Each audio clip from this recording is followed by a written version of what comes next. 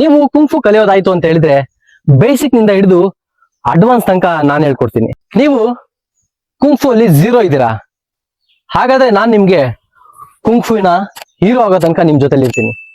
ಯಾರು ಕೂಡ ಇನ್ನೂ ಸಬ್ಸ್ಕ್ರೈಬ್ ಮಾಡಿಲ್ಲ, ಕೂಡಲೇ ನನ್ನ ಯೂಟ್ಯೂಬ್ ಚಾನಲ್ಗೆ ಸಬ್ಸ್ಕ್ರೈಬ್ ಮಾಡಿ. ನೀವು ಕುಂಫು ಕಲಿಬೇಕು ಅಂದ್ರೆ consistency is the main key. ನಿಮ್ಮ ಪರಿಶ್ರಮ ಮತ್ತು ನಿರಂತರ ಕಲಿಕೆ ಕುಂಫುವಿನ ಮಾಸ್ಟರ್ನ ಮಾಡೋಕೆ ಸಾಧ್ಯ. ಹಾಗಾದ್ರೆ ಕುಂಫು ಅಲ್ಲಿ ಬಂದು ಮೇನ್ ಆಗಿ ಒಂದು 47 ವಿಭಾಗಗಳನ್ನಾಗಿ ವಿಂಗಡಿಸಲಾಗಿದೆ. ಅದರಲ್ಲಿ ಬಹು ಮುಖ್ಯವಾಗಿ 18 ವಿಭಾಗಗಳಿವೆ. ಅವುಗಳನ್ನ ಕಲಿಯೋಕೆ ನಾನು ನಿಮ್ಗೆ ಹೇಳ್ಕೊಡ್ತಾ ಇದ್ದೀನಿ. ಈ 18 ವಿಭಾಗಗಳಲ್ಲಿ ಬಹು ಮುಖ್ಯವಾಗಿ 4 ವಿಭಾಗಗಳು ಬರ್ತವೆ.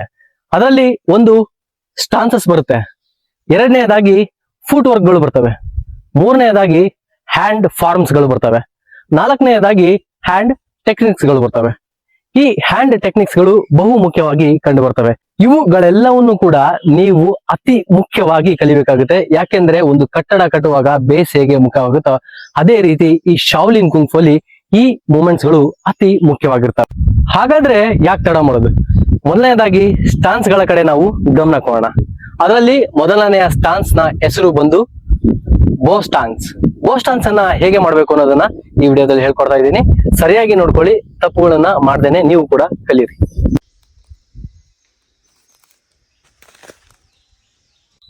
ನಿಮ್ಮ ಎಡಗಡೆ ಕಾಲನ್ನ ನೀವು ಸ್ವಲ್ಪ ದೂರ ಇಟ್ಕೊಳ್ಬೇಕಾಗುತ್ತೆ, ಹಾಗೂ 2 ಪಾದಗಳನ್ನ ಟ್ವಿಸ್ಟ್ ಮಾಡ್ಬೇಕಾಗುತ್ತೆ. ಟ್ವಿಸ್ಟ್ ಮಾಡಿ ಈ ಕಾಲನ ಮೊಣಕಾಲನ್ನ ನೀವು, ಈ ಎಡಗಾಲಿನ ಮೊಣಕಾಲನ್ನ ನೀವು ಬೆಂಡ್ ಮಾಡ್ಬೇಕಾಗುತ್ತೆ. ಬೆಂಡ್ ಮಾಡಿ ನಿಮ್ಮ ದೇಹವನ್ನ ನೇರವಾಗಿ ಇರುವಂತೆ ನೀವು ನೋಡ್ಕೊಳ್ಬೇಕಾಗುತ್ತೆ. ಹಾಗೂ ನಿಮ್ಮ ತಲೆ ಯಾವಾಗ್ಲೂ ಕೂಡ ಮುಂದಿನ ಎದುರಾಳಿಯನ್ನ ನೀವು ನೋಡ್ಬೇಕಾಗುತ್ತೆ. ನಿಮ್ಮ 2 ಕೈಗಳು ಸಹ ಬಂದು ನಿಮ್ಮ ಸೊಂಟದ ಮೇಲೆ ಇರ್ಬೇಕಾಗುತ್ತೆ. ಇದು ಈ ಪೋಸ್ಟರ್ ನ ಹೆಸರು ಬಂದ್ಬಿಟ್ಟು ಬೋ ಸ್ಟಾನ್ಸ್ ಅಂತ ಹೇಳಿ. ಅದೇ ರೀತಿಯಾಗಿ ನಾವು ಇದನ್ನ ಆಪೋಸಿಟ್ ಡೈರೆಕ್ಷನ್ ಅಲ್ಲೂ ಕೂಡ ಮಾಡಬಹುದಾಗುತ್ತೆ.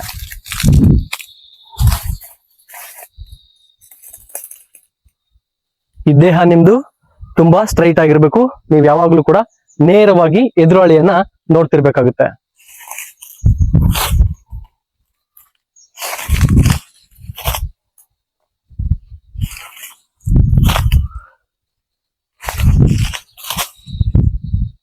ಈಗ ನೀವು ಈ ಬೋ ಸ್ಟಾನ್ಸ್ಗೆ ನಿಮ್ಮ ಹ್ಯಾಂಡ್ ಮೂವ್ಮೆಂಟ್ಸ್ ಅನ್ನ, ಅಂದ್ರೆ ಹ್ಯಾಂಡ್ ಫಾರ್ಮ್ಸ್ ಅನ್ನ ಮತ್ತೆ ಹ್ಯಾಂಡ್ ಟೆಕ್ನಿಕ್ಸ್ ಅನ್ನ ಆಡ್ ಮಾಡ್ಬೇಕಾಗುತ್ತೆ. ಹಾಗಾದ್ರೆ ಹ್ಯಾಂಡ್ ಟೆಕ್ನಿಕ್ಸ್ ಮತ್ತೆ ಹ್ಯಾಂಡ್ ಫಾರ್ಮ್ಸ್ ಹೇಗಿರ್ತವೆ ಅಂತ ಹೇಳೋದಾಯ್ತು ಅಂತ ಹೇಳಿದ್ರೆ ಇದನ್ನ ನೋಡ್ಕೊಳ್ಳಿ ನಿಧಾನವಾಗಿ. ಈ ಕೈ ಬರುವಾಗ ಮತ್ತೆ ಈ ಕೈ ತನ್ನ ಮೊದಲಿನ ಪೋಸ್ಚರ್ಗೆ ಹೋಗ್ಬೇಕಾಗುತ್ತೆ. ಯಾವ ರೀತಿ ಅಂತ ಹೇಳಿದ್ರೆ ಈ ರೀತಿ.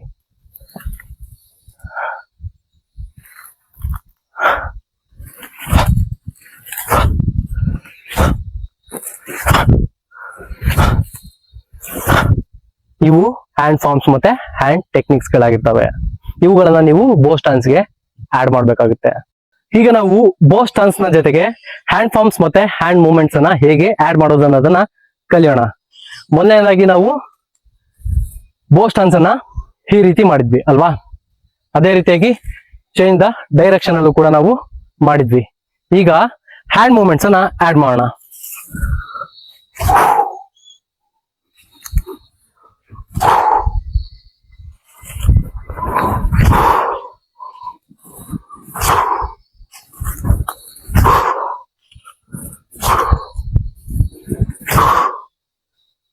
ಎರಡನೇ ಸ್ಟಾನ್ಸ್ ಬಂದ್ಬಿಟ್ಟು ಹಾರ್ಸ್ ಸ್ಟಾನ್ಸ್.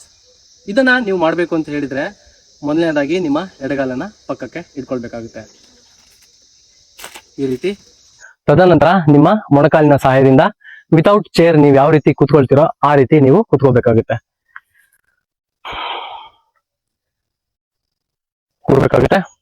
ಅದಾದ ಮೇಲೆ ನೀವು ಹ್ಯಾಂಡ್ ಫಾರ್ಮ್ಸ್ ಮತ್ತೆ ಹ್ಯಾಂಡ್ ಟೆಕ್ನಿಕ್ಸ್ ಅನ್ನ ಇದಕ್ಕೆ ಆಡ್ ಮಾಡ್ಬೇಕಾಗುತ್ತೆ. ಮೊದಲನೇದಾಗಿ ನಾವೆಲ್ಲರೂ ಕೂಡ ನಮಸ್ಕಾರನ ಈ ರೀತಿ ಮಾಡ್ತಿರ್ತೀವಿ, ಆದ್ರೆ ಇದಕ್ಕೆ ಈ ರೀತಿ ಮಾಡ್ಬೇಕು. ತದನಂತರ ಈ ಹ್ಯಾಂಡ್ ಮೂವ್ಮೆಂಟ್ಸ್ ಅನ್ನ ಈ ರೀತಿ ತಗೋಬೇಕು.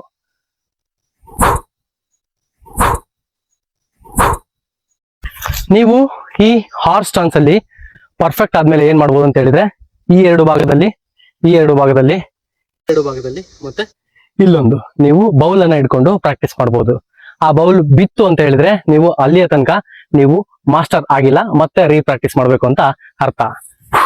ಮೂರನೇ ಸ್ಟಾನ್ಸ್ ಬಂದ್ಬಿಟ್ಟು ಕ್ರೌಚ್ ಸ್ಟಾನ್ಸ್ ಅಂತ. ನಾವು ಪ್ರತಿ ಸ್ಟಾನ್ಸ್ ಅಲ್ಲೂ ಕೂಡ ಎಡಗಾಲನ್ನ ಪಕ್ಕಕ್ಕೆ ಇಡ್ತಿದ್ವಿ. ಆದ್ರೆ ಈ ಸ್ಟಾನ್ಸ್ ಅಲ್ಲಿ ನಾವು ಮೊದಲನೇದಾಗಿ ರೈಟ್ ಲೆಗ್ ಅನ್ನ ಇಡ್ಬೇಕಾಗುತ್ತೆ. ಯಾರೆಲ್ಲ ಲೆಫ್ಟ್ ಇರ್ತೀರಿ ಅವ್ರು ಮಾತ್ರ ಈ ಭಾಗದಲ್ಲಿ ನೀವು ಲೆಫ್ಟ್ ಲೆಗ್ ಅನ್ನ ಇಟ್ಟಿರ್ಬೇಕಾಗುತ್ತೆ. ಈ ಸ್ಟಾನ್ಸ್ ಮಾಡಿದಾಗೂ ಕೂಡ ನಿಮ್ಮ ಕಾಲಿನ ಪೋಸ್ಚರ್ ಕಾಪಾಡ್ಕೊಳ್ಬೇಕಾಗುತ್ತೆ. ನೋಡಿದ್ರಲ್ಲ, ಮೊದಲನೇ ದಿನ ಈ 18 ಟೆಕ್ನಿಕ್ಸ್ ಗಳು ಏನ್ ಬರ್ತವೆ ಮೇನ್ ಮುಖ್ಯವಾಗಿ ಅಂತ ನಾವೇನ್ ಹೇಳಿದ್ವಿ, ಅವುಗಳಲ್ಲಿ ಈ 3 ಟೆಕ್ನಿಕ್ಗಳು, ಮೊದಲನೆಯದು ಬೋ ಸ್ಟಾನ್ಸ್, ಎರಡನೆಯದು ಹಾರ್ಸ್ ಸ್ಟಾನ್ಸ್, ಮೂರನೆಯದು ಕ್ರೌಚ್ ಸ್ಟಾನ್ಸ್. ಈ 3ಗಳನ್ನು ನೀವು ಪ್ರತಿನಿತ್ಯ ಪ್ರಾಕ್ಟೀಸ್ ಮಾಡಿ. ಅರ್ಲಿ ಮಾರ್ನಿಂಗ್ ಆದ್ರೂ ಪರವಾಗಿಲ್ಲ, ಈವ್ನಿಂಗ್ ಆದ್ರೂ ಪರವಾಗಿಲ್ಲ, ಯಾವ ಕಾರಣಕ್ಕೂ ನೀವು ಇಟ್ಟಿರೋ ಹೆಜ್ಜೆನ ಹಿಂದೆ ತೆಗೆಯಕ್ ಹೋಗ್ಬೇಡಿ. ಮುಂದಿನ ವಿಡಿಯೋದಲ್ಲಿ ಸಿಗೋಣ. ನಮಸ್ಕಾರ.